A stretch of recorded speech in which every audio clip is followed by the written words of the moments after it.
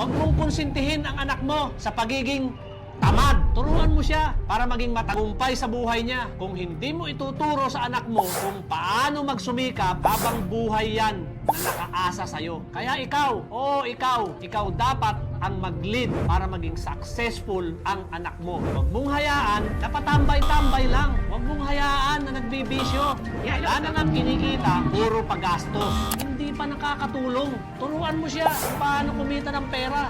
Turuan mo rin kung paano magtipid. Huwag mong hayaan na gumastos lang ang alam. Kung mahal mo ang anak mo, turuan mong magtrabaho. Turuan mong mag-invest sa mga makabuluhang bagay. Turuan mong magnegosyo.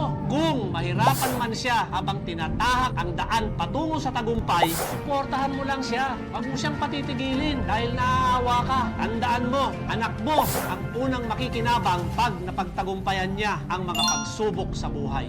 Real talk lang. Mga ma'am, sir, hindi pang habang buhay na nasa tabi ka ng mga anak mo. Darating ang araw na magkakahiwalay kayo. Sikapin mong mag-iwan ng mga aral na ikapagtatagumpay niya sa kanyang buhay. Dahil para yan sa kanyang kinabukasan.